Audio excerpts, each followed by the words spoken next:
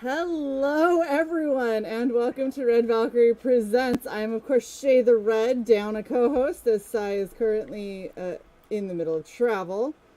And not gonna lie, guys, this is gonna be a rough one. It's gonna be a rough one. We're gonna get through it, but before we do that, Pete, how are you?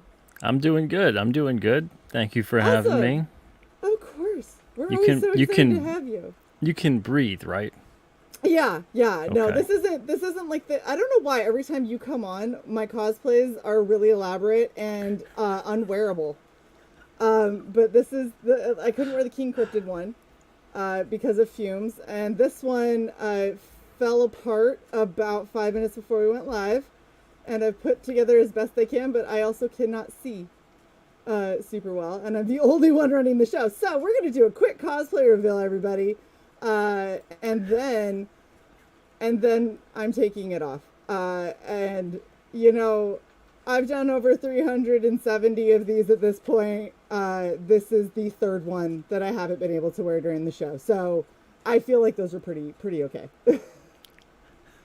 Let's see it. Pete, we're gonna get one where I get to stay in the cosplay the entire time that we have you on. I promise it'll happen. You just have to cosplay as me. That's all. I could do that so easy. There's a character in the book in issue 4, Dr. Carol. You could have just cosplayed as her. I mean, I could have, but this is what I saw. All right, let's do this. Metamorphosis completed, sir. Shae the Red. Has now become Awesome. Ah. It almost works. Couple things, some ears fell off. All of my scales, they just kind of disappeared, and I can't see for shit. But hey, I got the chain. There it is. And yeah, I'm done. So this is what happened, but I can't. Is operate. that a You didn't make that mask, did you? Oh, hell no. No. I was modified gonna say. it. Yeah, I yeah. modified it. So we have some stuff, but as you can see, there were ears. Here's one. And unfortunately, I didn't notice that they had fallen off, so here is number 2. And I rolled over it. So we did have a cosplay. It happened, and it's also done because I can't see anything. So, you know what? I just need to put A for I'm gonna effort. do one thing real quick. We're just gonna grab this dude. Come here. And I'm just gonna do this. There you go. This is how we're gonna do the show. Yeah. This is why I still have him, you see, so he can pick up the cosplay slack. Yeah, what I was when talking I about roll over things. with Dr. Carol, make it easier on yourself next time around. We'll see. That's just her. So you could So wait, have, hold on, let's see. All right. Well, here's a more of a full shot. She's at the swamp. Oh gosh. Where is it? That would have been easier to do. So you That- could have. yeah. You could have done could've. that. Although knowing you probably would have looked through this issue and you wouldn't have seen her at all, and you would have been like, "Oh, I'll be this guy. I'll be Brug." I shit you not. I was trying to figure out how to make it happen, and then I went, I don't think that I could be a tree. I feel like that's a lot, and I don't know how I would run the show. So I was like, yeah, I'll be a dragon, and then I couldn't run the show anyway. So it didn't matter.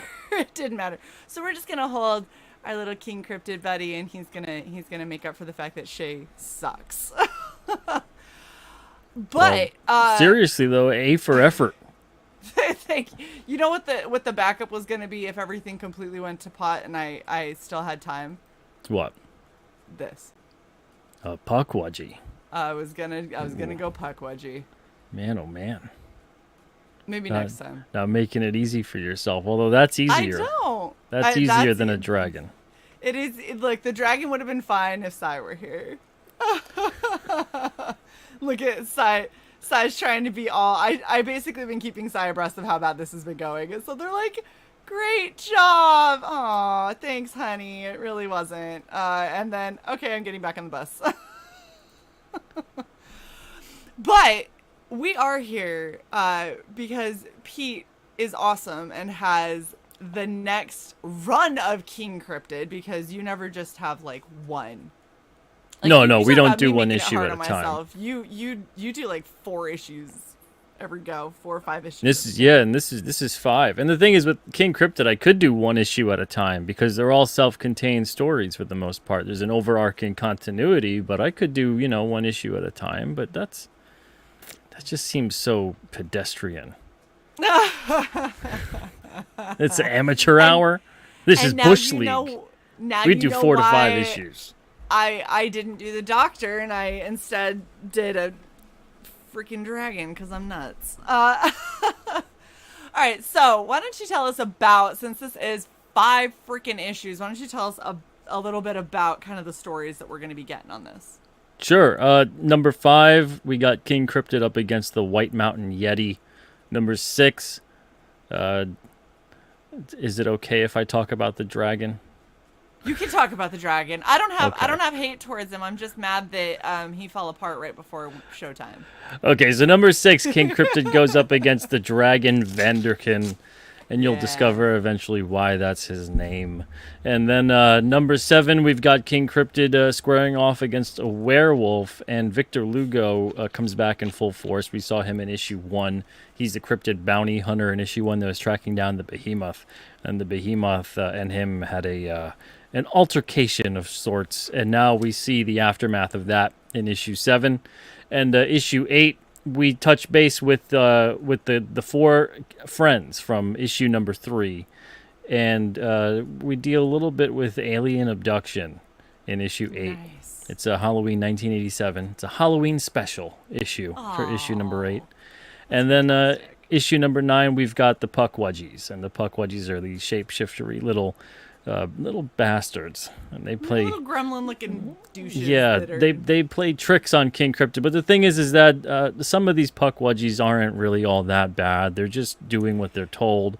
So they all have different personalities, but they're all kind of a hive mind, more or less, when it comes to their objective, except for one, and we'll discover why that one in particular that manages to kind of connect with King Cryptid, what her story is. But they're all trying to kidnap or trap, abduct, whatever you want to say the situation may be. They're all trying to get King Cryptid to impress their father, because apparently King Cryptid at some point really hurt their father, and they want to get him back and please daddy. Who their dad is, who their father is, you'll find out. That sounds super ominous. Yeah. You know, here's the bad thing, Pete, is I look at this and I'm like, I even know what contacts I would need to order in order to do a Puckwudgie. Get the yellow eyes. Yeah, the Yeah. same ones that they used for the Grinch, the Jim Carrey version. Oh, yeah, you could Those do would that. work. Totally. Those would work. Yeah. Damn it! Now I'm gonna do Puckwudgie. It's gonna happen. I don't want to make it easy, but I would also like to remain in a cosplay for one of these shows. And it's specifically the King Cryptid runs. Every other time we have you on, it's not a problem. It's just Well, the King. I think it's you because they're all see- cryptids. You see, though, what it is, Shae, is the fact that this is unbridled creativity with these characters. It really is. So you're going to make it really difficult on yourself to cosplay them. You know, I'm I'm sure if okay you with had that. way more time and a big, huge, budget, you probably could do it. But, it takes a lot. It takes a lot to really replicate these characters, because we're not does. making Netflix specials here. We're making comic books. Exactly. And you know what though? I'm gonna do it. It's gonna happen because they're the characters. The thing is this issue, you have so many cool looking characters, and there's so much that I want to see happen.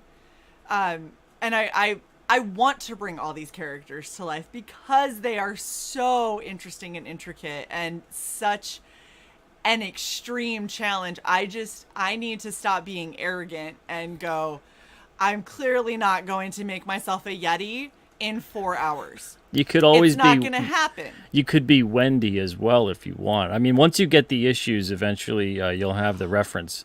But not the Wendy werewolf, the Wendy in human form. You could always be her. Wendy as werewolf was on the table. I mean, it was would be cool to Behemoth. see, but wow, if you could be the Behemoth, that'd be crazy. It's gonna happen, damn it, Pete. I'm gonna blow you away and remain in cosplay the whole time, and actually be able to see and run the channel, and also make sure that Sai will be there the next time we have a show with you. All right, I believe in you. I believe It's in you. happening. Look, I haven't seen it look at yet, how but I pretty believe he you. is. He's so pretty. I can't Yeah, you wear did a him, great but job he's on so the King pretty. Cryptid mask, that's for sure. Like, I love having him in the background because people are like, "Oh, where did you get the King Cryptid mask?" I'm like, "I made it," and then it's like, you can't wear it though. But It looks like I you made killed it. him and you had his head mounted. oh my gosh, I should get a plaque. Yeah. Just hang it. In the And back. then That's so you could morbid. cosplay as Victor Lugo, the Oh, Cryptid there we bounty go. hunter. Right. Yeah. You know? 'Cause Do I like looked at him, but then I a went, gender that was too swap easy. of Victor Lugo. You could be like Victoria Lugo. Yes. Oh, okay. That might be a future photo shoot now. I'm just saying, Pete. Like, that would be funny. Get a bald cap, get the eye piece. Get the scars across the face. Yeah. I'm basically doing a character very similar to that on Saturday, hopefully, if it doesn't fall apart.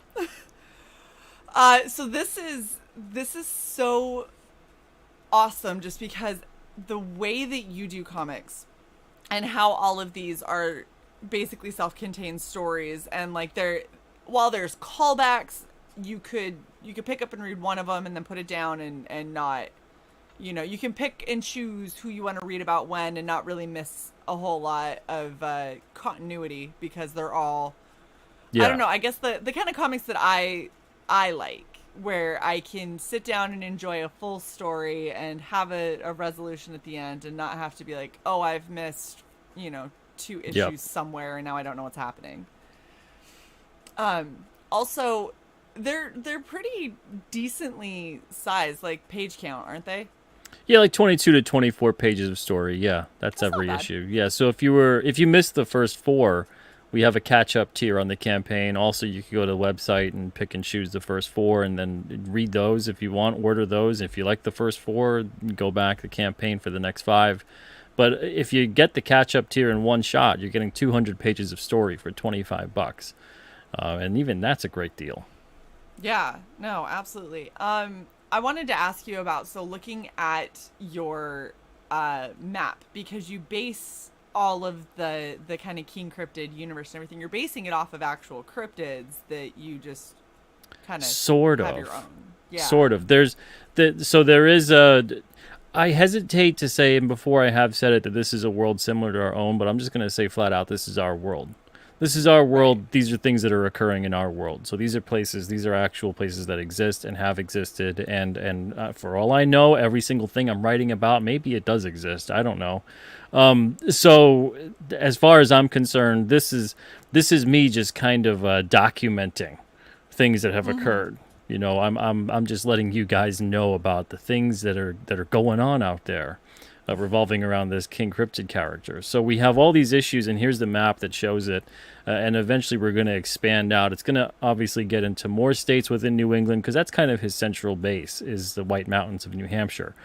So he goes around relatively that region. But eventually in the series, we're going to be getting to many different points, not just in the United States, but across the world. Ooh. Yeah. Very cool. And I'm almost wondering, because something that I always have found really interesting when you start looking at these kinds of like cryptids and the creepy crawlies and everything around the world, there's a lot of overlap. Tons. Between, like, oh, here, we have something called the Jersey Devil, but over there it's, it's something else, but it's essentially the same idea. Same thing with like Bigfoot, Nessie, all that kind of stuff. Yeah, even there's been Mothman sightings in Russia. There's been Mothman sightings in Australia, in South America, so it's not just, obviously the first that we can think of in America is Point Pleasant in West Virginia, but there's been Mothman sightings all over the place. So yeah, the Sasquatch, the Yeti, the everything, even if you want to then dive deeper into just even stories about the Thunderbird and stories about dragons, and every culture across the world has such similar stories, almost to the the point that you start going, maybe there was something to it. Even if they weren't seeing exactly what we know these things to be in modern culture, they were seeing something, and they were all seeing Right. something similar. Exactly. And I think that that's something that's really cool if you're sitting here with the characters that you have and you end up going to another country and that character from America ends up running into their equivalent in, Brazil or something. And it's like, oh, I didn't realize that there were more of us. Like, how interesting, it's Yeah. such a cool way that you can lean into all of this storytelling and really just go ham. Like, you can just go nuts with this. I mean, the unknown, the unexplained monsters, creatures, all that stuff, that's as old as humanity itself. We've been having stories Absolutely. about that for forever.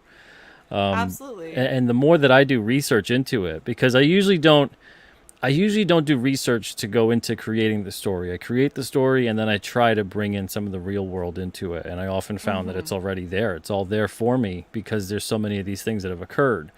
And oftentimes, eerily enough, in the same place that I'm setting the issue. So that's kind of strange. That's creepy.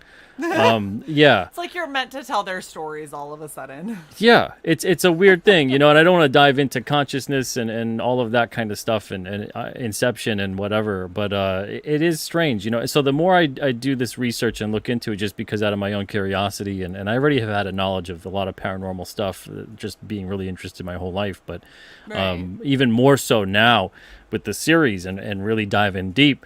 You get lost, you go down the rabbit hole, and nowadays I'm not even comfortable anymore using the terminology of like mythology and legend and that kind of thing. I do it with kind of, I'm saying it so I can get the point across to people at home, but I'm not so sure how much of this stuff is truly fictional and is truly Well, myth and legend. There's a lot more and truth to that- it than we realize.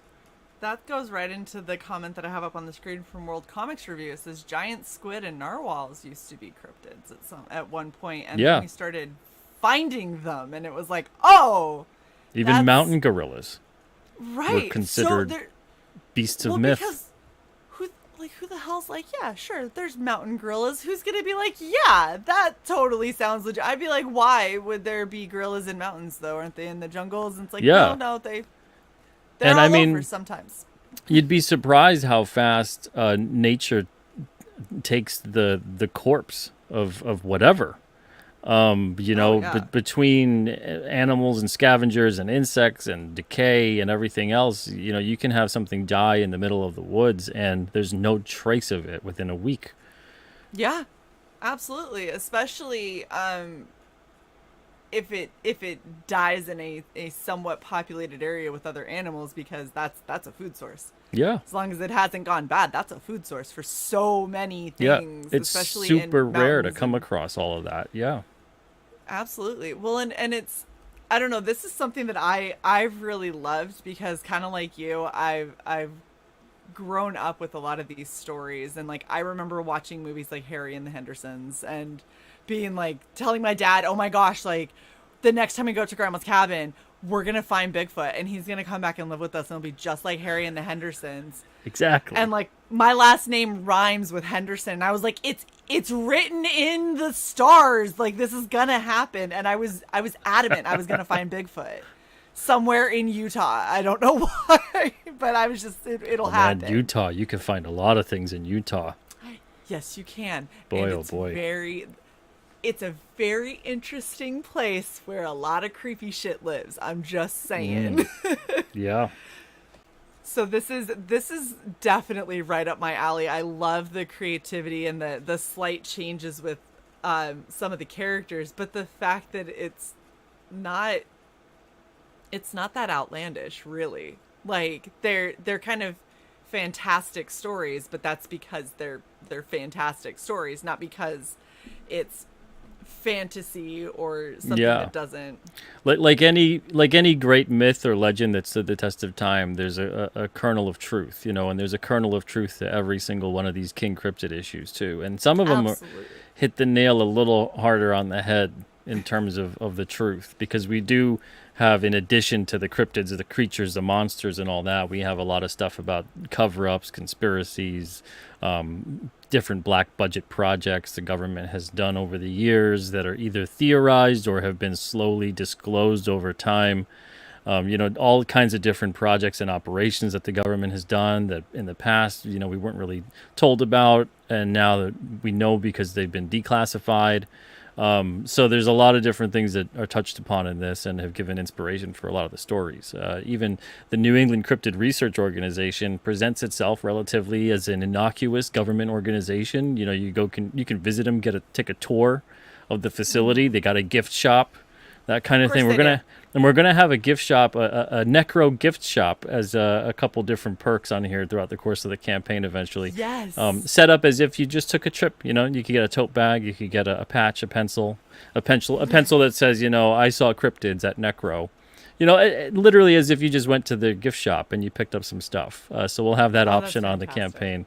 But yeah, so we have stuff like that too, and then there's many different levels to Necro. Even the fact the acronym doesn't just represent New England Cryptid Research Organization. It represents something else, but we're not going to get to that for quite some time.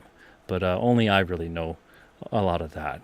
We've got about 100 issues easily to tell. So I'm sure once I get to issue 100, I'll have another 100 or 200 to tell, because that's how this goes. I have to stop myself from coming up with more story ideas every single time, because I'll create one, and then it's like a hydra. The two of them start splitting off, and I'm like, well, now I could tell that, and then that character could meet that character, and this character could do that, and we have to, do a deep dive into what that's like for King Cryptid coming up against this thing. So I have to stop because I have to focus on the matter at hand. But if I was independently wealthy, I would still be doing this, and I would still be getting these out there. I'd probably be a little more spoilery. I'd probably make like members only videos on my YouTube giving away future issue plots just to get them off my chest and talk to people about it. But even if I talked about all of these issues and gave away everything, it's still something else to read them and see the art, because the artists on board are fantastic. Well, and there's just like with anything, there's hearing a story, and then there's experiencing the story. And so, you could sit here, you could tell us everything that you're going to do in King Cryptid from now until the end of time. And that would be one thing. But then when I sit and I actually get to experience that whole thing with the way that the pages are laid out and the way that things are coming about and the way that the reveals are happening, those are the things that actually stick with people. And this is something that I've noticed. That it's a benefit for me. People always worry about spoiling things for me. I'm fairly certain I have undiagnosed ADHD. I can't remember. I can't. So you'll tell me stuff and I'll be like, that sounds so cool. And then people will be like, have you read King Cryptid? And I'm like, oh, I love King Cryptid. Like, what's your favorite issue? You'd be like, I don't remember. But there was something about a little girl and she got lost. And then I'm like, I just know I really liked it. And they're just like, that's all you can tell us. I'm like, I seriously, if I haven't just read it, I've probably forgotten it, which means for me, I get to read these as many times as I want, and almost every time it'll be new. Well, and there's so many layers to the story, especially the ones that we tell in the future. You could go back, and I'm going to leave a lot of those little breadcrumbs in there. Breadcrumbs. Yeah, and you're like, that so man. Much. Yeah, so there's so many Easter eggs already in the first 4 issues, and people have only found at this point, to tell me about them at least, they only found one of them. And there's about 7 or 8. So every single, awesome. But I don't expect them necessarily to catch some of these yet, because maybe they don't think there's any importance behind them. So it's one of those things that as future issues come about, maybe they'll recognize something and go, oh, that seems familiar to something in the other issues. Let me go check. So now would be a good time, speaking of you saying that you won't remember any kind of spoilery stuff. Yeah. Now would be a good time to reveal, every single time I do an interview about King Cryptid, I reveal something that I haven't revealed yet. Because I want people hunting down every interview I've done to try to piece together some of these years away spoilers, whether it's a character or a story plot or whatever. So here is the spoiler now. I'm going to be introducing eventually, a couple of years down there, probably 4 or 5. So it'll be interesting if any of you remember this character called Valthor. And Valthor is going to be the Viking from Venus.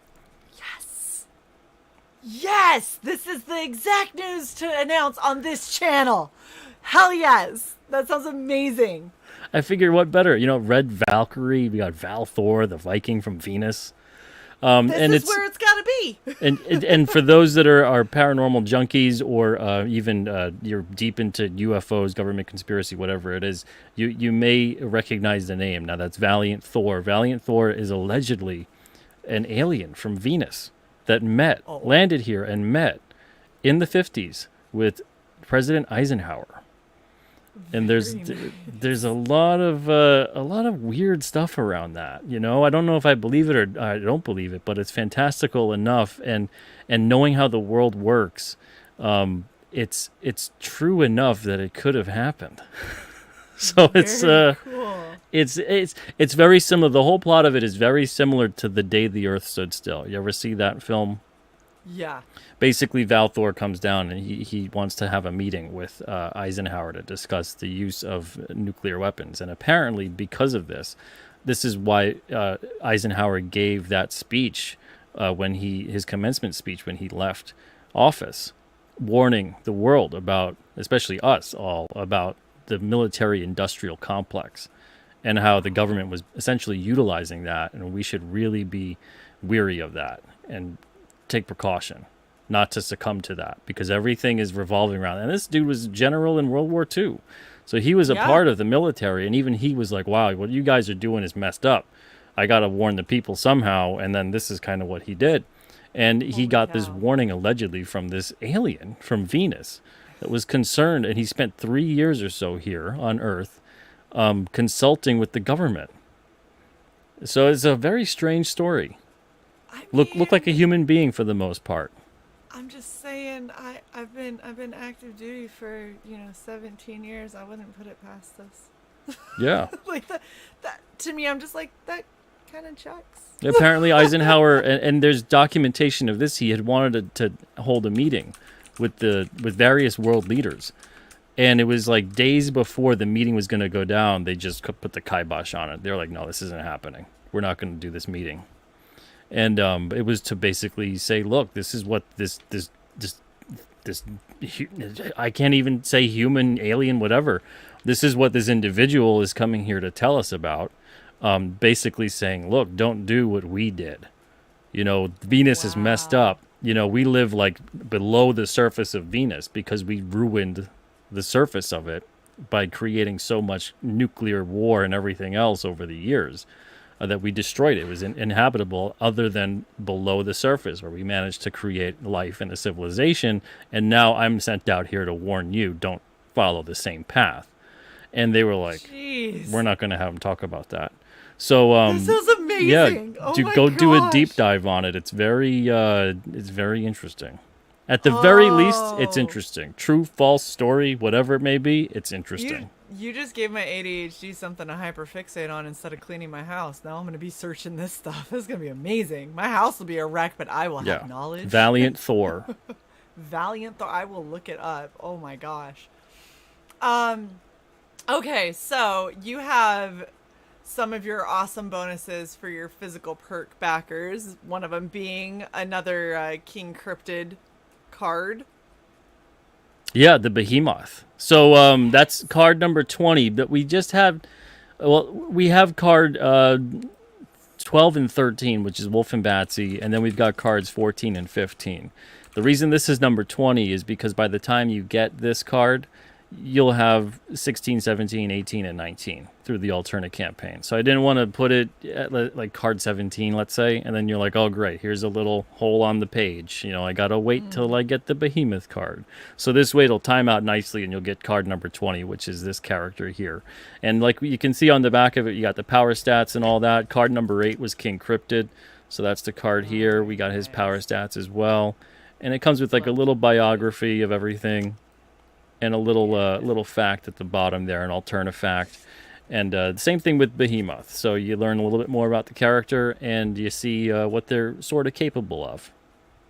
Dude, that's terrifying. I just read the Alterna fact. The Behemoth's 20-foot wingspan, which is already terrifying, can create gusts of wind as strong as 100 miles per hour. That's so creepy. Oh man. Like I always think of this, and this is one of the reasons I have a fear of like the ocean, and like because there's things in it that are way bigger than us, and they are made to move in water, and I don't move in water super well, so like it just terrifies the crap out of me. But then I think of what would I actually do if I came across a 9-foot moth-looking creature, Yeah, huge, with a huge. 20-foot wingspan. Yeah. I was like, I'm pretty sure that it would be just as terrifying as like being in the ocean and seeing a humpback whale swim past me or a giant squid or some shit. I'm pretty sure that I would just be like, well, I'm dead now. Like I am now gonna die. That's Yeah. clearly all that's gonna happen. Yeah, pretty much.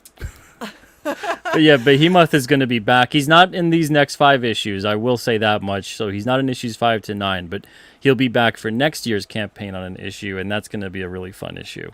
The thing with this character and a bunch of the different characters in King Cryptid, a lot of them have motivations and backstories of their own, and we'll be getting to a lot of that.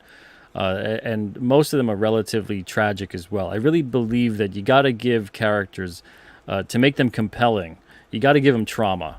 You got to give these characters, they experience something, because that's what's making them stand out. That's what's setting their whole existence on a course for whatever it may be, good, bad, whatever. So there's certainly a lot of trauma that we touched upon in issue 1 with Behemoth. We saw a little bit about that. He tells King Cryptid, you know, I thought they would make me better, but they made me a monster. You know, so what does that mean? What happened to him? So there's a lot of different things with this character, and we're going to see issue 1, we kind of saw him go off, and now he's got his freedom, essentially. But what does that mean? What's he going to do with it? So we'll find out what he has been doing with it next year, though. Next year. But all these characters, it's great to be able to have them and bring them back and dive deeper into what they're all about, and really have some heavy emotional moments too with some of them. And there's definitely a few in issues 5 to 9. Very cool. And I was just counting it. That means I have 6 months to a year to create a really good Behemoth cosplay that will stay together for once. And then it'll be relevant because you'll have that in the book. That would Alex be has a great. good question for you. He says, if King Cryptid was a D&D character, what class would he be?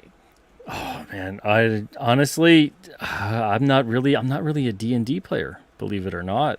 So yeah, I wouldn't know. Are you, Shae? Could you classify? I mean, I play a barbarian on Dice Dames and Dudes, but I play a barbarian because Shae understands axe, hit, thing, go, die. And so that's why. I don't know what King Cryptid would be. Yeah, he's in all honesty. King Cryptid. If there is a classification as such, he's a little bit of like a mage. He's got a lot of philosophy, and because he's so old, he's 500 years old, so he's been through a lot, and he's definitely got the heart of a warrior. But his morality leans towards good, towards the heroic, towards the selfless. So whatever you could come up with, that would be that. He's a great deal many things. Alex says he's giving you a hard time because he took you on a semi-accidental D&D related detour Tuesday. Well, you know, that's the thing. I was hoping I could have learned something, but it was a little too much. There's a lot. Look. As someone who's just been went, playing, we've had like a year's worth of this campaign, and I'm like, I know this much. I know that I need a D20. I know that I need to probably not be the one that rolls it because they hate me, and I always end up rolling badly when I need to do really well. And that's about all I got. Cricket Painter says, wait, is Mothman from around Jersey? Looks for tiny Snooky like Mothra. Oh Lord, that's more horrifying than anything I could write. That really is. That just thinking of that, like this, but put like a weird beehivey kind of hairstyle and way too long of press-on nails. Like that's a lot. Okay, so also for your so this is already come and gone. If you didn't back in the first 2 Yeah, days. first 2 days. And that's because on day one, the Alterna site kind of couldn't handle the traffic that was coming through. It takes usually about 24 hours for the site to acclimate to the traffic. And it got hit pretty hard, and it was becoming difficult for even me to access it. So there was a bunch of people that couldn't back on the Alterna site that really wanted to back instead of backing on Indiegogo. They wanted to back there. So I extended it to day 2, and they were able to get on. But past that point, that's it. No one else past day 1 and 2 is getting the Victor Lugo ID badge. And I got the QR code blurred out because it will take you to a secret site. And that site, I don't want anyone accessing until they get the badge. Very cool. And I gotta say, I really love how official you made this badge look. Like, it feels like you really did like good research, and Yeah, this is yeah. exactly how a badge for Necro would look. Okay, so you have your 15K bonus. Yeah, and we hit that already. So everyone that's a physical perk backer is going to get a random King Cryptid trading card from number 1 to 18. That one right there at the bottom left, number 16, that's going to be revealed on August 1st. And that's because it's the back cover of issue 8, and I'm doing that. So I figure I'd keep a little bit of something for you guys until that point in time. But yeah, you get either 1 through 18 as a bonus, and then also everybody is going to get the desktop and mobile wallpaper pack. Many people already did. If you guys were part of I think it was about almost 300 or so people that helped us get to the 15K. That email already got sent out. If you didn't get it for whatever reason, though, let me know and I'll send it to you. But you had to be part of those first batch that got us to the 15. But everyone's eventually going to get it. It's just going to take a longer time to get it to you. Yeah, for the rest of them. That makes sense.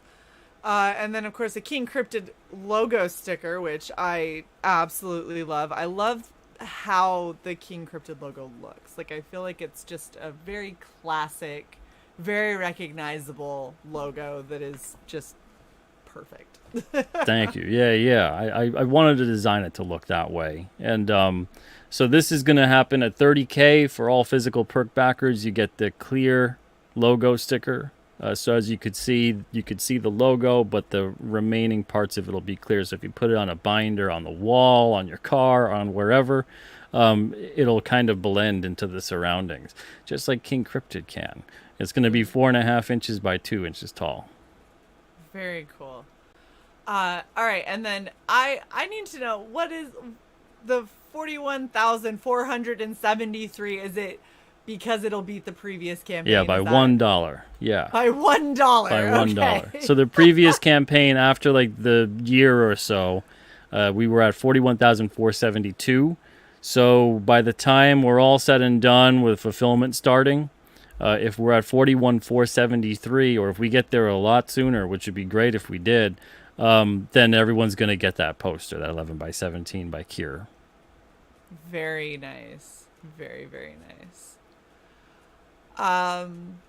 All right. And then, yeah, like you said, you have over 100 issues planned. So there's no need to, think that this is going to die out. I mean, Pete is, Oh, I'm in it not for the long someone haul. who's- As long as the readers want it, I'm here to do it. And honestly, I might even if the readers didn't want it, I might just still continue for another year or two.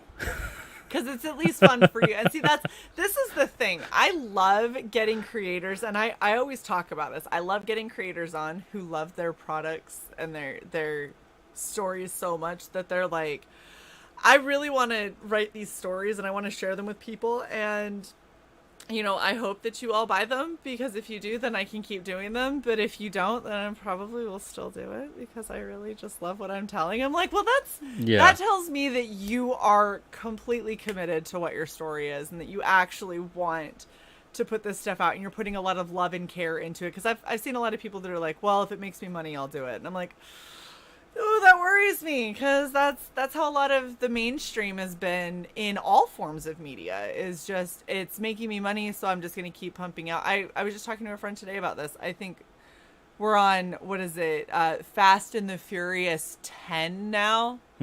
Yeah. I don't think it's been good since like maybe 2. So, you know, They sure this like isn't- driving those cars. They do. It really is just car go fast. And he was like, at some point, car fly. I was like, I'm sorry, what? I can't. I just can't. It's just ridiculous. But In this the world isn't. where no highway police exist, comes Fast and the Furious 35. Exactly. I'm waiting for them to start doing it. It's like 35, where they can only go 35 miles an hour. Yeah. Who will win the Well, race? eventually it'll be like Fast and the Furious, probably 17 at this point, and it'll be, all right, who's going to go 1 mile above the speed limit down in Florida? Because they're all 85 or 70 or whatever years old. Yeah. You know, yeah, they're it's getting up just- there. It's just ridiculous, you know. And the thing is, with the motivating factor for me with these stories is creativity, is getting to have fun with the world and the characters, and doing the research and the reverse research and all that good stuff, and trying to find ways to tell compelling stories. And each issue has a different theme essentially, and all that kind of stuff. So I that's really the motivating factor for me. The money affords me the ability to do it. Affords me the ability to dedicate time to it. The more money we make, the more we can do. So because the previous campaign did so well, there's a couple of things I was able to do on this campaign. And if this campaign does really well, there's going to be more things I could do on the next campaign, and so on and so forth. But if it's literally just turns into we're making the stories and we're making the comics and there's no extra bells and whistles and there's nothing else like that, and that's all we get to do, then that's great. As long as I can get to tell the stories and make the comics and you guys love them and read them, fine by me. Absolutely. And this is, like I was saying before, this is just so great because everything is kind of like its own standalone. So you can, you know, just kind of grab and go with whatever without any real regard to necessarily the order. There just might be a couple of things that harken back and you'll be like, oh, I probably should have read that one first. But I mean, Well, we'll it's have not- editor's notes. That's the thing that's fun.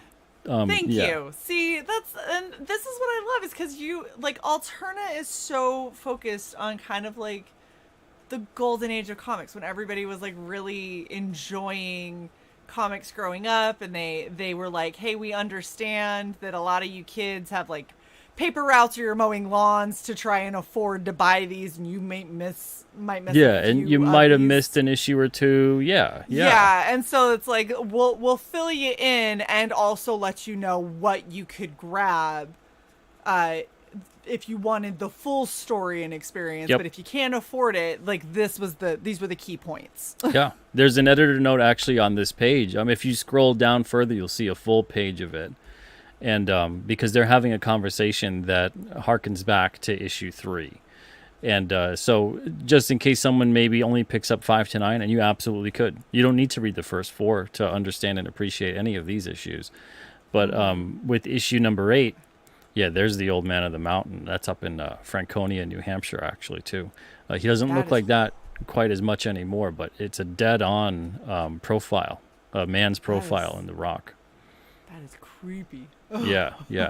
It was there for 12,000 years, but wow. but the face fell about maybe Yeah. 15 or so years ago.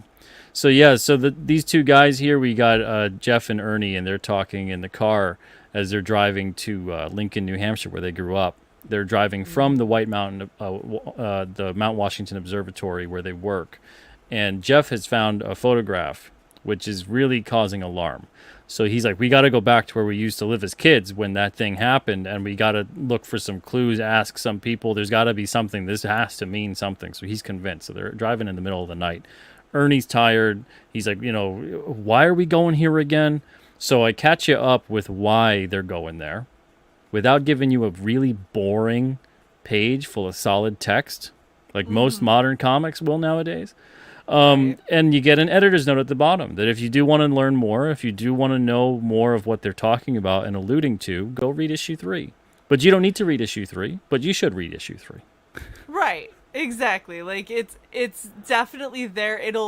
Every issue that you read of King Cryptid is going to give you more of a rich, immersive story and background. But you can just read them individually and still get a really good story. It's those little kernels of extra that make you go, oh wow, that's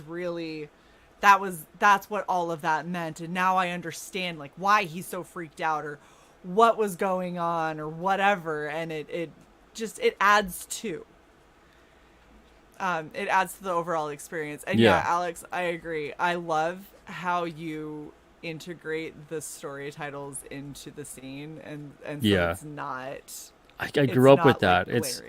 It's imprinted in my brain, you know. And there's some alternate creators that don't really do stuff like this. I think honestly, most don't really do things like this. But you know, it's creator owned, so I'm not gonna stamp my feet all over their project here. But if I had my druthers, I'd go in there and say, where the hell's the title? Work that into the page. Why is this not an opening splash page? Why is there no editor's notes here? Why are there no thought bubbles? You know, where'd those go? I want to know what this character's thinking. You know, so if I had my druthers to do that, and I was actually more of like an editor-in-chief as opposed to just the publisher, you know, I would be doing that. But I get to do that on my own book. So... yeah, so I get to incorporate the titles and whatnot there. And yeah, I love getting to know what the characters are thinking, and also sometimes seeing them interact in a certain situation where maybe they're doing something that seems contradictory to what they're thinking, you know, and there's a motive there behind it. Absolutely. Well, and see, and I think this just it also comes down to what you value in interaction and conversation. I am always trying to get to the parts that were left unsaid. So when I'm talking with somebody, I'm paying attention to their body language, their intonation, their attention, and all that kind of stuff to try and get what they actually mean or what they're actually saying from the conversation, because I understand that people aren't typely direct. They're not going to verbalize everything. Exactly. Yeah. And so it's like, if they're mad at me, but maybe they're frustrated, but they don't feel that it's my fault that they're frustrated, they're still going to be frustrated, but they're not going to tell me that they're mad, because it's not my fault. So it's not me to fix it. It's on them. Yeah. But I still want to know that they're feeling that, you know? And so having the old school storytelling where it's like, you get to see the thought bubbles, you get to see where people are coming from and how they're, you know, creating this whole world. I'm like, that is what I love. That's what I love the most about, you know, I love a good movie that has an internal narrator that voices over huge chunks of it, where you're like, oh shit, that's what they're thinking. Oh, I would have never thought that, you know? Like, so the fact that thought bubbles have been seen as outdated and something that shouldn't be in comics, I mean, crazy. To me, it's just part of the comic book language. You know, it's one of the things that it can do effectively that maybe sometimes in film or television it might seem kind of clumsy. You know, so within the comic, I always loved different things where you could have a cocky character who's being really arrogant in a situation, but meanwhile in their thoughts, they're really worried. Are they going to survive this fight? Are they going to, you know, they got to go do this other thing right now, but they got to put on a brave face. Yeah, I love that kind of contradiction that occurs with these characters. It gives you so much more to learn about them, you know. And then on the other part too, if you scroll up, that part with the boy who's crying, he's right outside of King Cryptid's waterfall cave lair there. So if he were to say this out loud, right, you know, I'm in so much trouble, I'll never find my way home now. Now, if he says that out loud to himself, could you believe that? Yeah, I guess maybe. But the thing is, he's so distraught, he's so beside himself that he's not able to verbalize. So he's crying, he's sobbing, he's upset. He's thinking this, though. You know, so there's a lot of times with characters that I see in comics where I'm like, why don't you have a thought bubble for that? Why are they talking out loud constantly? Yeah, exactly. And that's the other thing, is it's like, I don't know anyone. I'm a pretty open book, and I don't verbalize my thoughts this much. Yeah, constantly. As what they do in so many other. I was like, there's a lot that's going on in my head that I'm not telling people because I don't want to seem like a crazy What person. I really hate is in a lot of comics where they'll have them trying to be sneaky, right? They're in stealth mode. They're snooping around, and they'll be talking. Yeah, I don't even care if you're. Why are you talking out loud to yourself? Like, what are you doing? Think. Shut up, dude. Like, why would you say that? So Yeah. they could hear you.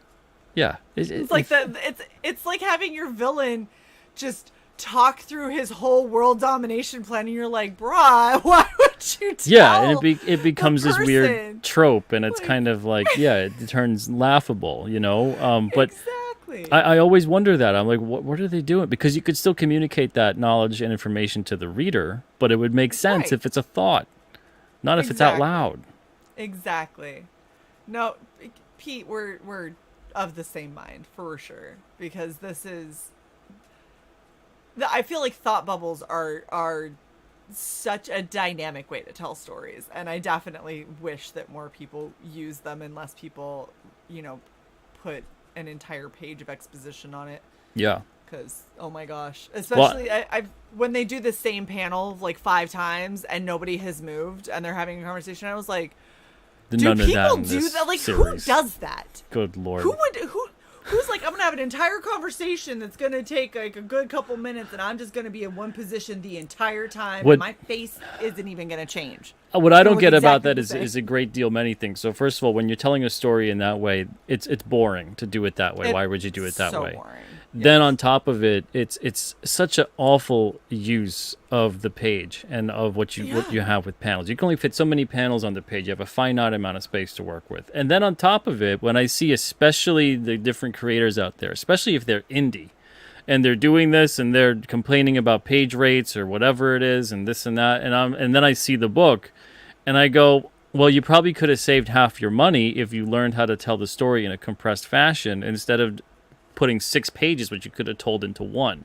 But you wanted to have Right. about 20 of these talky, no background, is just a head talking kind of pages. So then therefore now your artist is going to get paid whatever they're going to get paid for that page, and you could have just done some writing on one page, and you could have had your maximization of space and have economy of line, economy of word, and everything else in there. And it would have been way more interesting for your reader, and it would have saved you money in the creation process because you could have fit all that story into 1 or 2 pages instead of 6 or 7. Well, So there's no winners in that situation. There's also a lot to be said about you don't have to give you should know the background of your story, your characters, what they've been through and everything. You should have that, right? But you don't have to, just because you have it doesn't mean you have to give all of it at once. You can give small bits and pieces because that's what gives intrigue. When you meet somebody, they don't go, "Hi, my name is Shae, and when I was 5, this happened to me, and it was really traumatic. And then when I was 8, this happened." When you and it was back also away very slowly and you're like, like "All right." everyone's like, I don't want to talk to this person. That's insane. So why would you do that with your characters, right? Your characters should slowly reveal things like Yeah. that. You don't have to say, well, let me tell you about the most horrific thing that ever happened to me in my life. I know we met 5 seconds ago, but You're on a you're gonna need-to-know need to know basis. this. Yeah. Right. Like, just pretend that you hate people and you don't want to tell them about your life. That's how much you should. Every give people. character is on a need to know Damn it, basis, and as long as you're writing, you go, the character interactions, they're always on a need to know basis. What is relevant to what is occurring, and as long as you do that, you're actually communicating that then to the reader. So don't think about the reader and having them go, well, I want to just make sure the reader knows this and that, whatever. No. Make sure it's about the characters. What are the characters communicating to each other? What are the characters thinking about? If you scroll up again, I actually touched upon that in issue 2 with the black and white. So one more up. So he's got the granite beast inside of his home. And the granite beast is declaring, this is mine. This is my ancestral home. You've been living here. You're an intruder. You need to leave. And King Cryptid's like, I need to go and get into that cosmic spring and get healed up, because when the sun rises, if I'm not in there, I'm going to turn into this ravenous feral killing machine the way I was before when I was in my fully cursed state. So he can't let the granite beast know, though, that he's completely depowered. He's completely, basically vulnerable right now, and he could be destroyed by the granite beast just picking him up, crushing him, and calling it a day. So he has to find a way to buy some time while also understanding that time is his enemy. So he has to find a way to throw the granite beast a bit off, maybe anger him so much that he charges him so he can make a run for it. But he has to do something. He has to do it quick. So he's not going to say this stuff out loud to him, he's going to be thinking about it while he says something else. So he's kind of having a different show of emotion and a different kind of strategy. But what's going on in his mind is he's incredibly worried about what's going to happen. Well, and that's the thing, is in the way that you've got it with your thought bubbles and your speech bubbles not necessarily matching up, because, hey, what I'm saying out loud is purely to serve as a distraction while I'm thinking about this is what actually needs to happen, and if I don't do this, like, I'm screwed.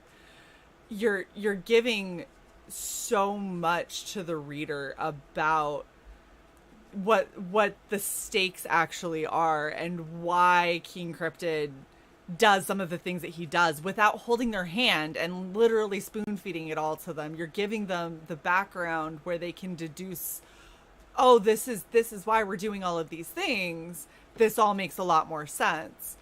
As well as you're increasing the suspense, because you're like, oh man, like, he's worried. He's a little bit nervous that this isn't going to work out. Yeah.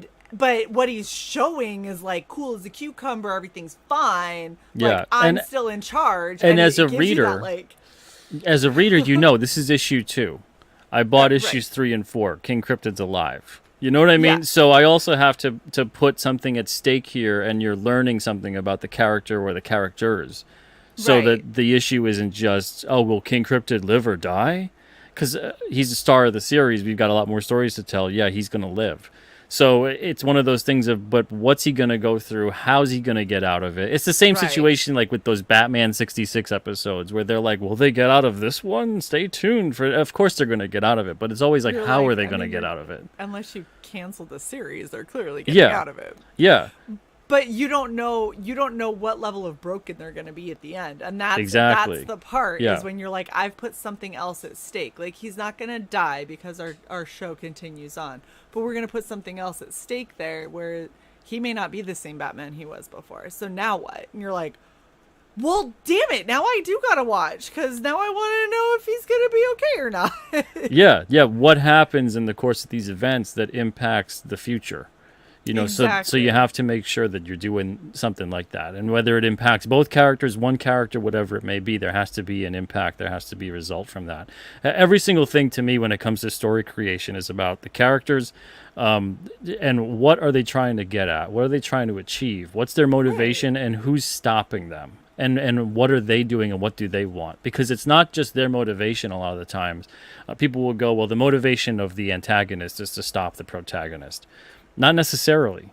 Maybe what the antagonist is doing is they have their own means to an end, and the protagonist doing what they're doing is actually impeding the antagonist and vice versa. But that's not the goal. The goal isn't for both of them to just impede each other. The goal is they're both after maybe the same thing or different things, but they're getting in each other's way. So you have to come up with something like that to tell a compelling story. Because otherwise, if it's just, the monster of the week is after King Cryptid and they all don't like King Cryptid, and that becomes tedious and boring and predictable. So Absolutely. They all have to know, what are they after? What are they going for? And what's going to make their life difficult from achieving what they're going after? Are they going to even get to achieve what they're going after? Or is what they want something that's impossible for them to achieve unless certain things fall into place? So you have a different hierarchy of what they're going to do and how they're going to go about achieving it. Some characters are more ruthless than others. So maybe they do something that you're like, wow, I didn't see that one coming. That dude just like ripped that dude's head off because he's just getting in his face. Or maybe they're a little bit more tactful about it and they're trying to be diplomatic to get out of the situation or do whatever they can, and violence is a last resort. So all these different things come into play. Right. Absolutely. And this is why I love having you on, because you realize we've talked for almost an hour.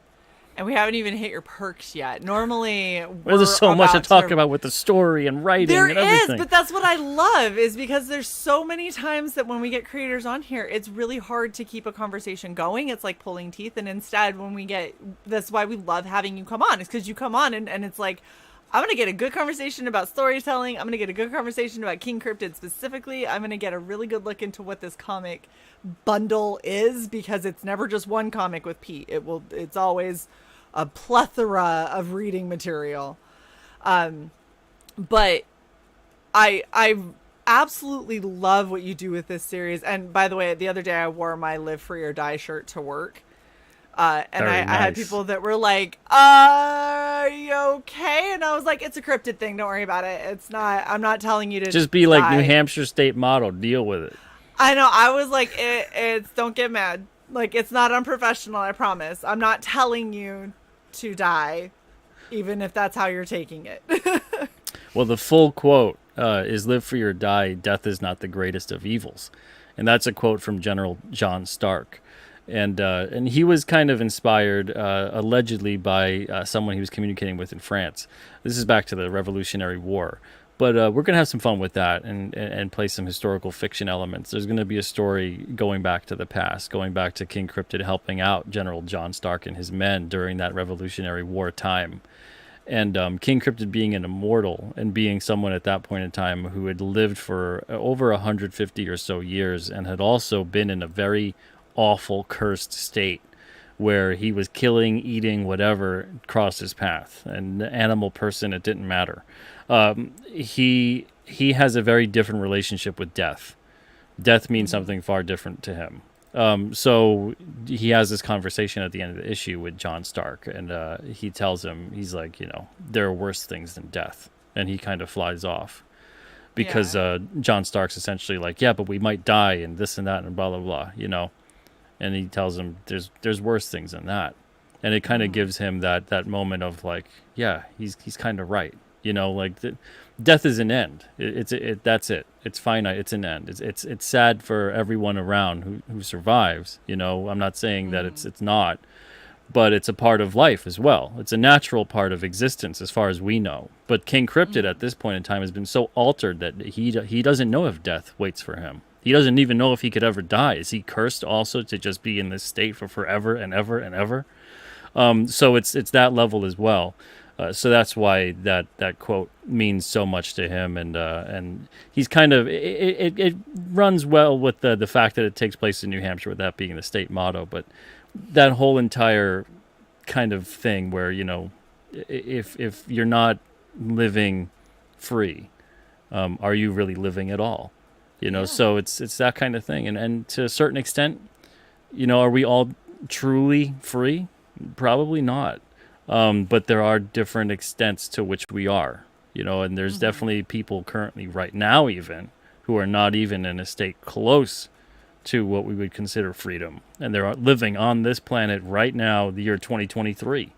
So we get philosophical with King Cryptid. We get a little deep at times, and give you something to think about. And hopefully each issue makes you feel something, makes you think a little bit. Some of this stuff with the paranormal history, maybe it makes you look things up. Even that with the General John Stark, is that a real guy? Is that a guy I just invented for that issue? So when that issue comes around, I hope people look that up too. Maybe they learn something else about that. But we got some smart readers, so I'm sure that they'll know some of the things I'm talking about already and go, oh yeah, look at that. He's working that in there. That's very cool. So I do love the shirt. I also love the new design. I think the new design is Nick did a great job. Well done. The thing with that is I wanted that design for the binder. And Nick did such a good job. I was like, I got to put this on several other things. And I let him know. I was like, I want to put this on a shirt. I want to put this on a trading card box. I want to put this on, a print. I'm like, I'm just letting you know, like this is an amazing piece. We can't just put it on the binder. And it's going on everything. Yeah, and he was thrilled about it. So, he's going to get one of everything that design is featured on. But the glow-in-the-dark shirt, I can't wait to see what that looks like because last year's came out so great. Absolutely. Oh, and to let you know, I did finally finish the glow-in-the-dark accent on the King Cryptid sign that I'm sending you. Oh, okay. I just have to seal it, but I did go through and I did the outline in glow-in-the-dark paint, so it's hard to get a picture of, but I took it to like the bathroom that doesn't have a window to see, and it glows pretty well. It glows pretty well. So very nice. I'm hoping it'll glow well for you, but I'll be shipping that out hopefully. I'll have to find a spot. Yeah, it's either going to be tomorrow or it'll be early next week, but it's coming your way. Oh boy. Well, all right. All right. So you've got your collector's box. This is something that I wanted to kind of talk about right here, is because this is really cool that you're doing on the spines of all 5 of your collector's boxes for the next. We're just gonna have years. 5 of them. And last year we had that one that's on the far left, and then the one next to it there with 2023, and then 2024 is you're gonna finally get a piece of the face there of King Cryptid, and it's all gonna start making sense. So if you haven't seen this yet and you're just getting the boxes, you're going to probably look at the spines and eventually go, oh, well, they make an image. They're making an image. So, yeah, there's just 5 of them. They hold about 15 to 20 comics each. So that's enough to fit the 100. And then if we do more than that, we do more than that. That's why we got the short box. The short box will hold 150 to 200. As we sell out of the collector boxes and the short boxes, I'll go back to print with them depending on the demand. But if we do another short box, I'll have another design at that point. So this design, I think there's about 15 to 20 left. So it's a very limited run.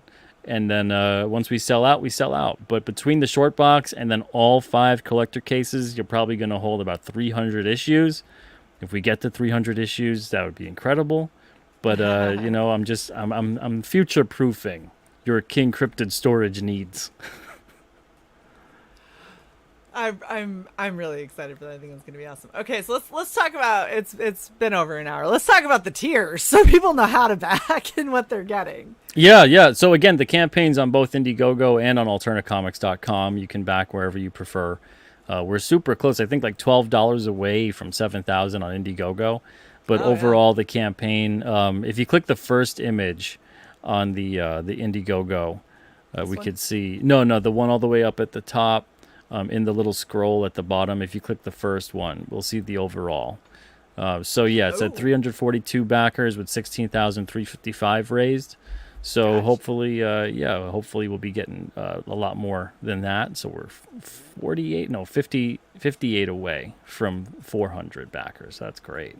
But so the featured perk on here, we got a bunch of bundles on the Indiegogo because it's a little bit more difficult than on the website. On the Alterna site, you can choose what you want, make your own bundle nice and easy. But on Indiegogo, the add-on feature sometimes can be a bit confusing, so I put a bunch of bundles together for you. The featured one is the comics. You get one signed set and one unsigned set, and then you get the box. And then you get whatever extras that are included throughout the course of the campaign as we unlock them. Yeah, there's the build your own bundle, so the dollar goes right back into your shipping. So you don't just get charged $1 to look at the add-ons or anything like that. The dollar goes right back into shipping and it offsets it. And then every single add-on on the Indiegogo campaign, other than the short box, there's no extra shipping worldwide. So get whatever you got to get. The main shipping is what it is. I think it's $6 in the U.S. and then $25 Canada, $35 worldwide. And then that's it. So you can go through the campaign, get everything, and let's say you live in the UK, $35 is all you're going to pay. And then the same thing on the Alterna site, but the only difference being on the Alterna site, if you spend more than $30 and you're in the US, you get shipping for free. Nice. So if shipping is an issue for you, you might want to think about going to the Alterna site where you can also get access to over 400 other items too that are not just King Cryptid but are Alterna across the board. So you could do a one-stop shop. Whereas this is just King Cryptid stuff for the most part. But again, whatever you guys prefer. Very cool. So we got the digital bundle 5 to 9, that's $5. So there's no reason whatsoever for anyone international to go, oh, well, the digital is kind of expensive, you know, I mean, it's digital, $5. It's $1 an issue. Yeah. That is very inexpensive. And it's on that simulated newsprint that you see on the site sample pages at the bottom, where it kind of has that softer, warmer tone to it. It's not that stark white, and it makes the colors pop. It makes the black and white have a little bit of a warmth to it. So you get that in the digital too. Yeah. That's very cool. Then you get the story script, so you could see what I'm giving to the artists. That was a popular choice last year. So issues 5 to 9, you get to see how the story script is structured. It's not a traditional script. I give the artists scenes. And then depending upon what it looks like, if it's like a splash page or if there's a pivotal moment and a character we need to focus on them saying something, then I'll let them know and I'll give more direction. But other than that, it's kind of just me describing the scene and the story to them. and then they go in it, they thumbnail it, and they get full creativity on that, and then they hammer it out, and we go, okay, that works, this doesn't work, whatever it may be. But it usually works. Usually they come at me with something that's far better than I could have scripted out. Instead of saying panel 1, panel 2, here's that, here's the other thing.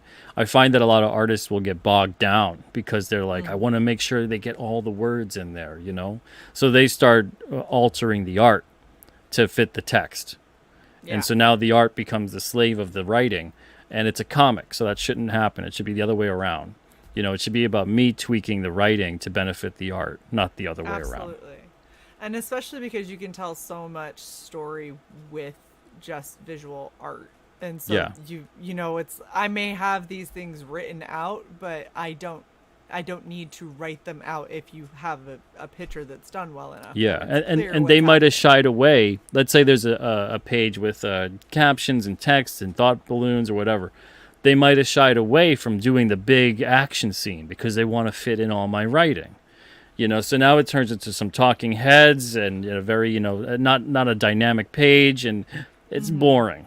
But Absolutely. instead, what I could do with their big crazy action scene, I could still fit in the text, juxtapose anything that I have to. Maybe there's something parallel that's occurring. Maybe I can scale back on some of the dialogue I would have had, all that kind of stuff. So it's kind of fun for them too. A lot of the writers, a lot of the artists on there were going, it was like reading the issue for the first time. I read the story and everything, but I didn't know the script. Happens, but I don't know how it happens. Exactly. All together. And then there's all these other things that I layer into it when the finalization occurs. So they're like, oh, wow, this thing, and you put that in there, and it made reference to the other thing, So it's such a great collaborative process on that level, even if at times it seems like they're a little bit in the dark.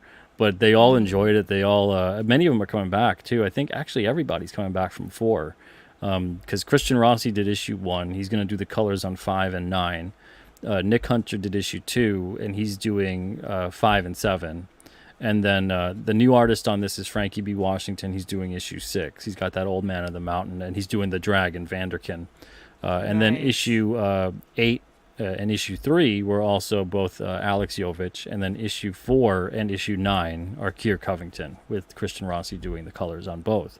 So they're all coming back, and it was a lot of fun working with them on the first 4. So it's a great group. I want to keep it going that way. And hopefully for next year I can manage to wrangle another 1 or 2, but I'm still going to go back to these guys because they were just so great to work with. I mean, I was blessed to work with these guys. I worked with a lot of people, and there's times where, you're not gelling with them creatively, and the product suffers for it. The story isn't told as well, the art falls flat, but when they get it and they bring it to life even better than you could have possibly imagined, that's something special.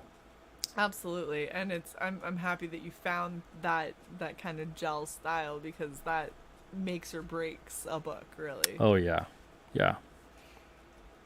All right, so back to our tiers, because they're So, still just so issue 5 to 9 is $15. You can't really argue that. You get 2 covers for each issue. You flip over the book and you get another cover. So here's issue 4. You flip it over, you get another cover. We don't do variant covers in terms of like I'm going to print a whole separate issue with a whole separate cover. Instead, why not just give you 2 covers for the one? That's why I also give you a signed and an unsigned too, in case you want to display one, whatever, have it as a reader, keep the other one. It's up to you. Whatever you guys want to do with that other set is up to you. But on that, you just get one of each, and they're all signed. So the binder, we've got the trading card binder. It'll fit about like 50 sheets of the 9 pocket pages. So it's a lot that it could fit in there. Yeah. We got front and back art, spine art on that, and then the print set as well, the 6x9 set. I love how all of these are like zero claimed. And it's like because they're all claimed in the add-ons.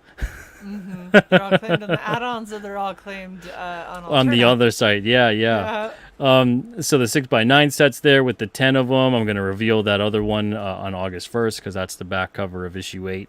The 5 trading card packs. So the trading card packs were really big last year. All 500 that were limited at that point for Series 1 sold out in 2 weeks. We're over 500 at this point. But I'm not limiting them this time around. So if you guys want to get them, in a couple months or whatever it may be, go for it. We have sealed trading card boxes too, and we'll get to that in a bit. But each pack is $5. You get 5 cards and a sticker. Nice.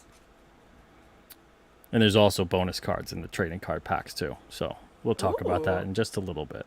Okay. So King Cryptid number 1 to 9. If you missed last year's first 4 issues, you can catch up. Get the 9 issues for $25. That's 200 pages of story. Jeez. Yeah. That is. Seriously, you have like the best value when it comes to this stuff. And you get 9 issues, so it feels more substantial than just like a 200-page graphic novel. And I mean, those are great, but I'm such a single issue guy, and people predominantly I find really love single issues as well. So I think it's kind of cool. You get the covers in there, you get the single episodic stories, and you get the 9 issues for $25. You can't beat it. Absolutely. So collector box number 2, we talked about that a little bit before. There's art all over the place in the collector boxes. So every aspect of the collector box has some kind of art. You open it up, you get that full shot where the White Mountain Yeti has King Cryptid in its clutches.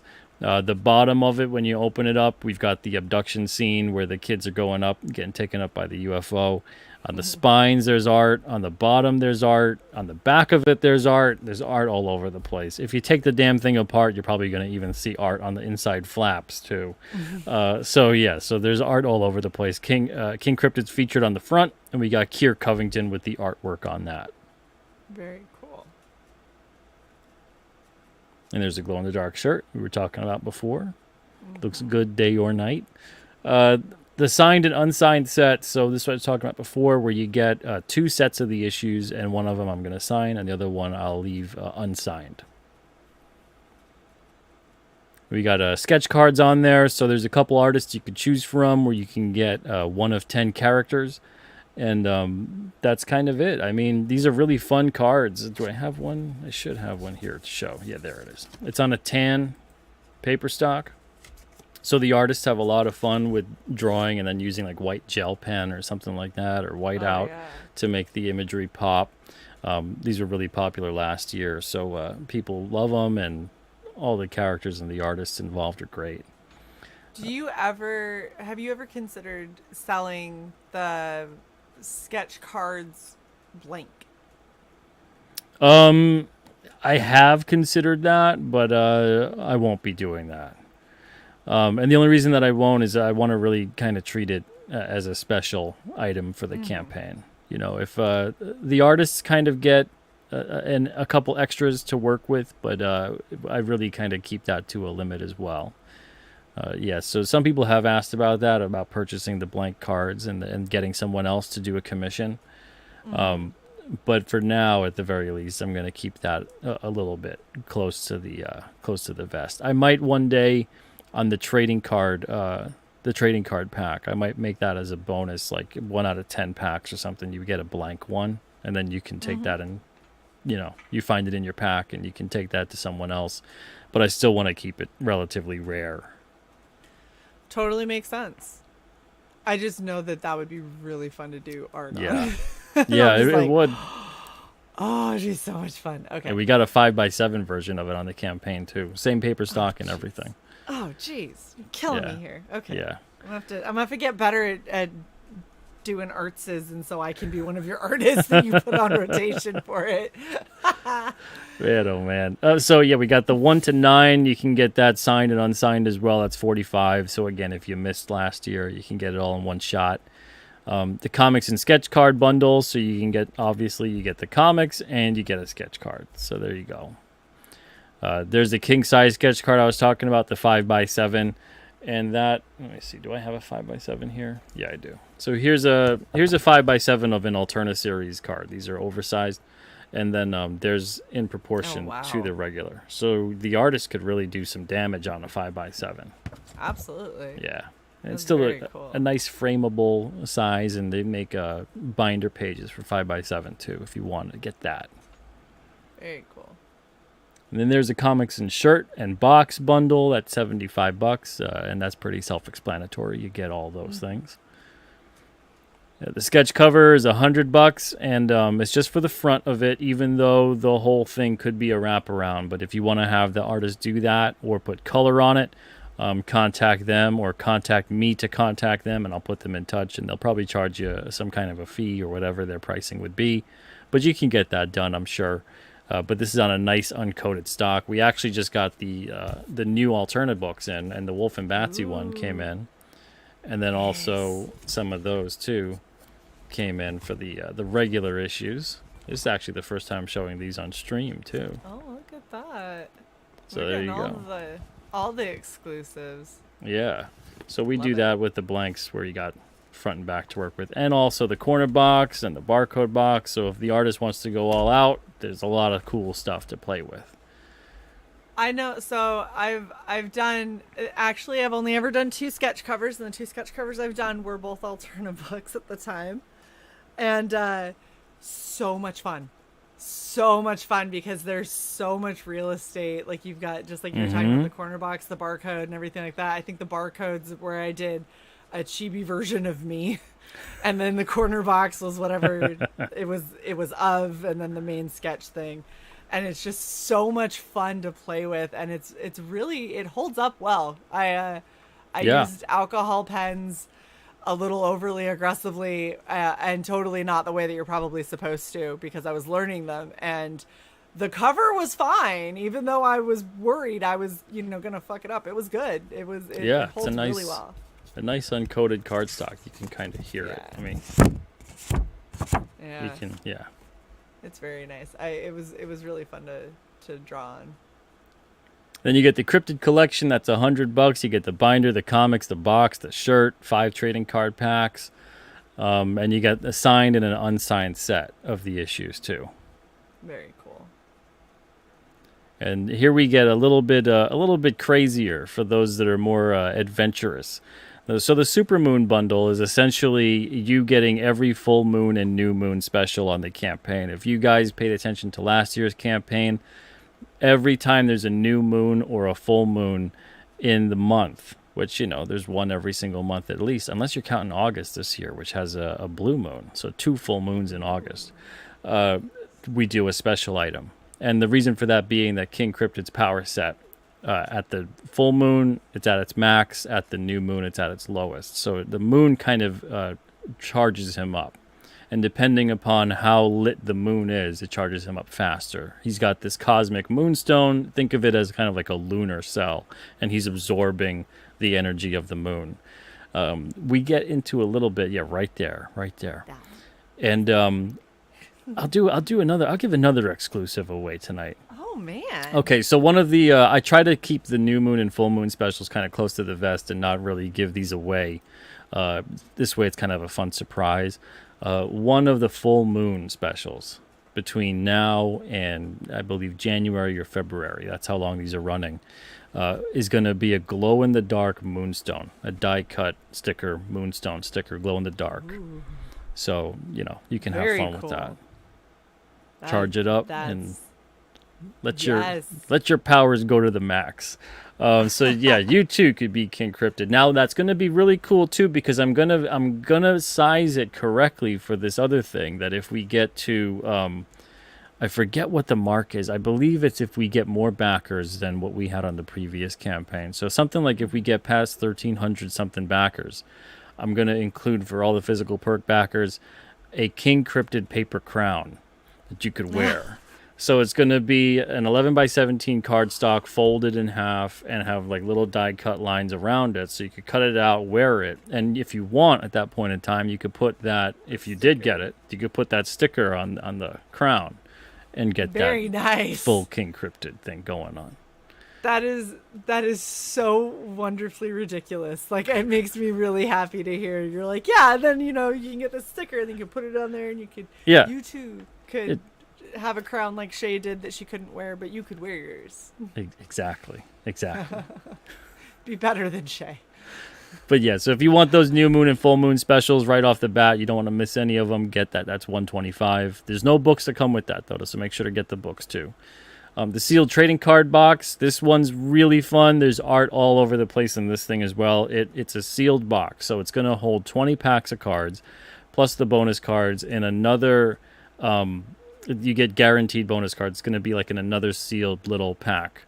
And the thing with this is that you get a guaranteed signed card, which is 1 out of 25 packs. You get a guaranteed power profile card. Actually, the signed card is 1 out of 20 packs. The power profile card is 1 out of 25. You get a Moonlit Monsters Glow in the Dark sticker card, which is 1 out of 30. And then you get a sketch card, which is 1 out of 50 packs. And then you also get, which is something exclusive to the box. The box is 5x7 by 2 inches tall. You get a signed 4x6 print. And this print is unique to each box. You will be the only person on the planet that owns this 4x6 print. I won't even have a copy of it. You'll be the only person that owns it. So I think so far across the board, there's about 10 boxes that have sold. So 10 separate prints are being made. And each box is going to come with that. And that's going to be a surprise for the person that, if they decide to open it, because I know some people out there, maybe they buy it and they don't want to open it. It's a collectible or something. But if you do open it, you'll see what the print looks like and you'll get it. Now, on top of that, you still might get more of those bonuses. I don't think I was clear when I talked about it previously. So you're guaranteed to get one of each bonus. But the thing is that you get those separately. It's not like I'm picking packs and then I put the pack in there that contains a bonus. The pack run still has the odds of 1 out of 50, 1 out of 20, 1 out of 25, etc. What I was talking about. So you get 20 packs in there. You still might get extra bonus cards on top of that. You still might get 1 or 2 extra sketch cards on top of that. So it's not like you're just limited and all you're getting is what you're getting. You still might get, and probably will get, at least 1 or 2 more bonuses per box. That is very cool. And again, this also doesn't come with the books. And that doesn't come with the books. That's just the trading cards, yeah. But the trading cards are fun too because in addition to every single issue, like I said before, has a front and back cover. So here is card number 7. I'm showing a lot of issue 4's cover today. This one on the front cover has the issue info, first appearances, what the little publishing stuff is all about. But on the back cover card, it has the Necro case file about this issue. And it has what Necro details has occurred. So you get to see their perspective of what has happened. Now, in some of them, it's going to kind of mirror the events of the issue. And on others, it's going to seem like a cover story. So that should give you a clue as to what's on the up and up. And maybe they're hiding something. So cool. You get a different perspective on certain things within the stories too. I try to make everything purposeful with this stuff, not just like here's a card, because some people will have a trading card and it's nice, and then the back will just be like the logo again. There's no information, there's no nothing else, there's nothing extra to it. I always try to do something with that when I possibly can. Yeah, no, I totally agree. You made me pick up a card to see if it had a logo on the back and it had a chibi version of the same character.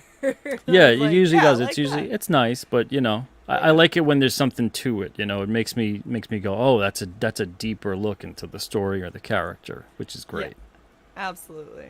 So here's the sketch bundle. You get one of everything. You get the sketch cover, you get the sketch card, and you get the 5x7 sketch card as well. So you get everything you could possibly get sketched on.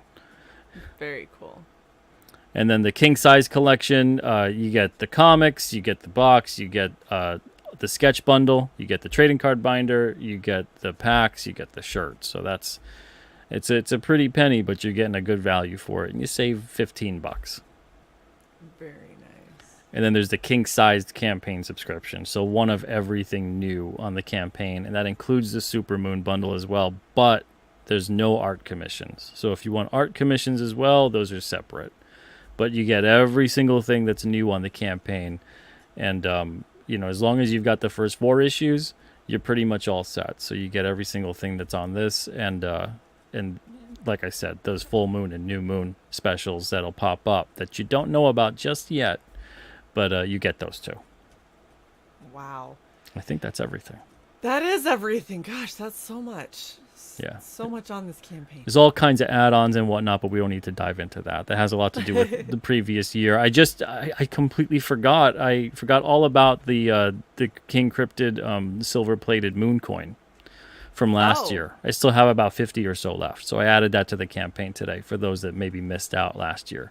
We'll have a, I guess I'll just do, I love giving away exclusives on this show. I guess I'll give Yeah. another one away. We're going to do another coin. We're going to do another coin on the campaign. It's going to be a new moon special down the line. Ooh. So keep your eyes peeled. If you're a fan of getting the coins, it'll be available for purchase on a new Very moon nice. special. Heck yeah, man! I'm gonna have to retweet this show out afterwards and be like, "Do you want to hear all of the exclusives about this new King Cryptid campaign?" Because Pete told me everything, and then people would be like, "Lies! He only told you 4 things," and I was like, "He told me more than he told you." So ha, There you go. There you go. pretty much everything. It's fine. Yeah, there's only like 12 or so full moons or new moon specials we're putting up. It's going to be about 20 or something items because some of them are going to be bundled up. But yeah, I think I've talked about 2 or 3 of them today. So Yay! That makes me happy. We break down Pete's defenses and he tells us things. it's under the hot lights. That's what it is. That's what it is because he's like, I feel bad for Shae. Her cosplay fell apart again. That's just the gonna- whole point. I'm gonna tell her things so she's happy again. This again, I mean, this goes without saying. Like, it's a fantastic campaign, very well thought out, very purposeful, with a great. I mean, how could you not love an entire series that's just dealing with various cryptids in various states and issues and whatever? Like, it's just. It's too good. It's too Yeah. good. This We- is like we do- exactly what I would have loved as a kid. We do deep dives into the unknown, and if you're someone who is a paranormal history buff, you're gonna get something out of it, and if you're not, you're gonna enjoy the stories. It's gonna seem like fun fiction to you until you make the mistake of looking up some of these things one day, and your whole world is shattered. Yeah. But I'm happy to be the person and that then does it'll that. then they'll just be really good references for your newfound future life. I always love that. living I mean, with this.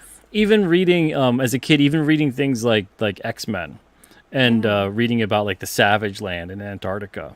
I really wonder doing more research into things like this and learning about some of the things that allegedly have gone on in Antarctica and the expeditions and the findings that they've had. I really wonder, did Chris Claremont kind of do deep dives at the time and learned about some of the theories down there of things that have existed before, and it got the imagination going, So it's all these different things where I love the stories that I've enjoyed, and I can go and kind of look up some things or learn some things, and I'm like, oh, that's just like that other thing, and I wonder if that's, it takes you down this whole different road.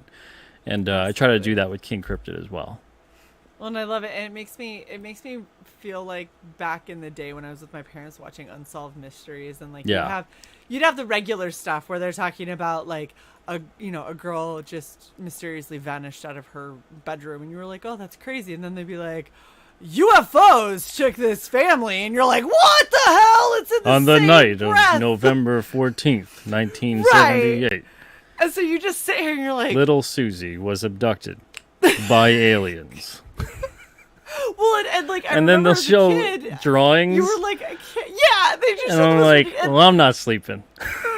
I used to sit there as a kid, and I was like, I can't differentiate what is like definitely like a creepy like unsolved murder case versus like what is questionable. Be like, so the next potential time lore. you look at the night sky and you see something that looks strange or unusual.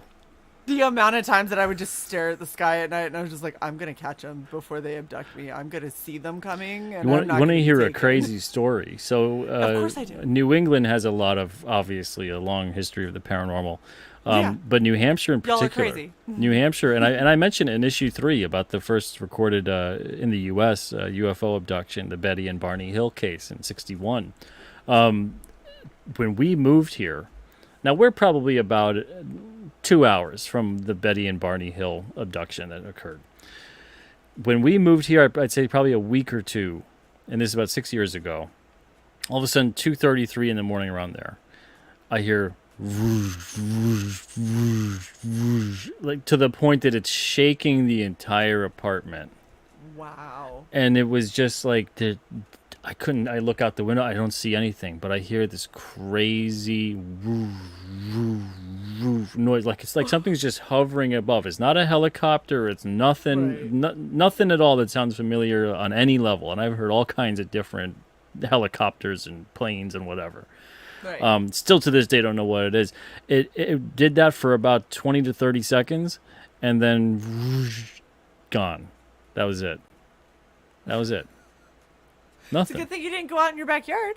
And I'm like, Like, imagine you like go You out know? of the apartment and you go walking out on the sidewalk and all of a sudden you're like, oh shit, it was a no, UFO. yeah, Now I'm and flying. I'm not saying it's extraterrestrial, because there are a lot of craft, UFO that are not extraterrestrial whatsoever. Right. If anything, most are most likely not.